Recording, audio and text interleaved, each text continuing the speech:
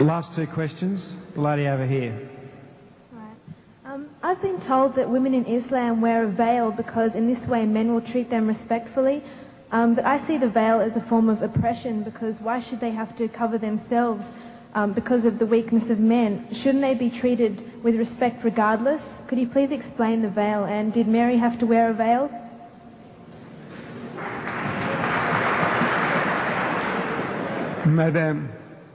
Madam, your Bible says, your holy Bible says, Paul is telling you that the woman must cover her head, that the woman who doesn't cover her, shave off her hair. Your Bible says that.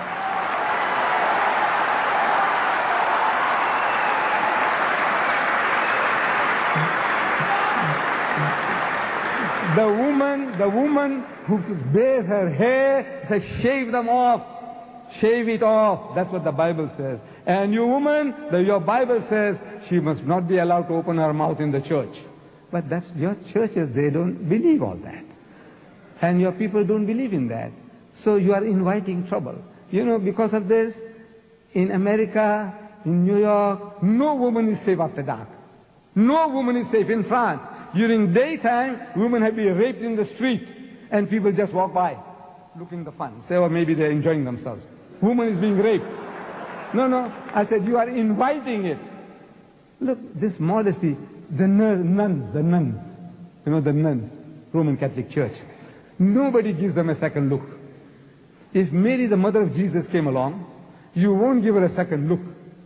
But my dear sisters, those women on your Gold Coast at Scarborough and all that with bikinis and tangas and G-strings, look,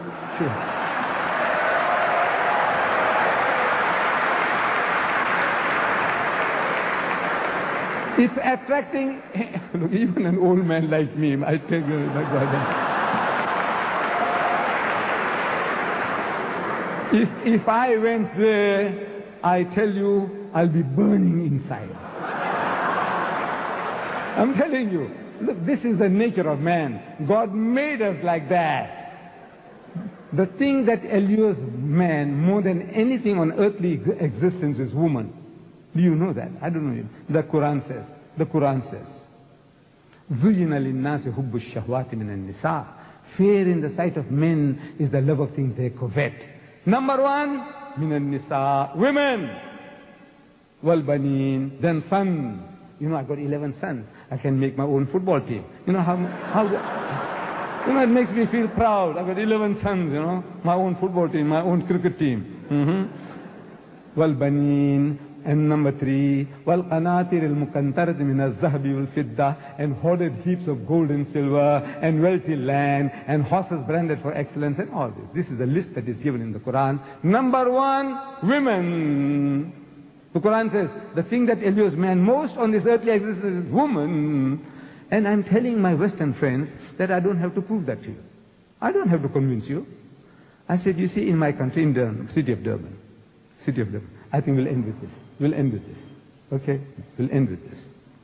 In the city of Durban, there is a firm called Lucian Motors.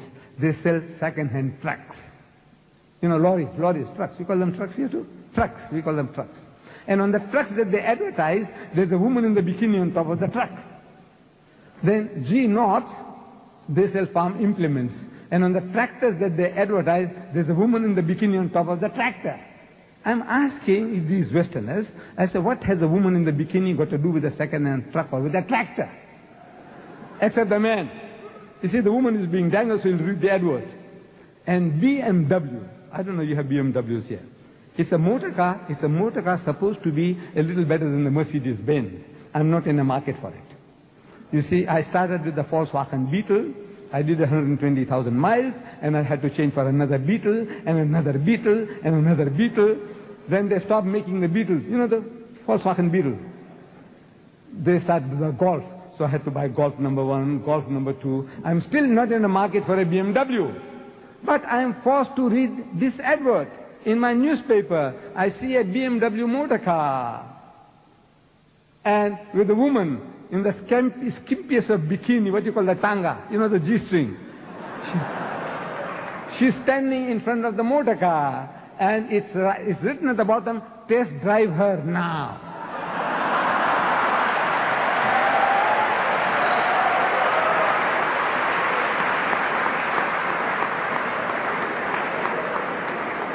I'm asking the woman of the car. The woman is buying the car.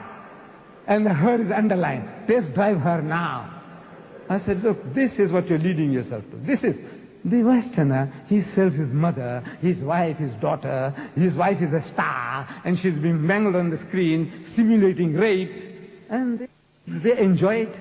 You enjoy your wife being simulated. It's not real rape, but you know it's simulated. You can see everything about it. She's being raped, your mother, your wife, your daughter. And you enjoy, your wife is a star. So, sick. No, alhamdulillah, praise be to God.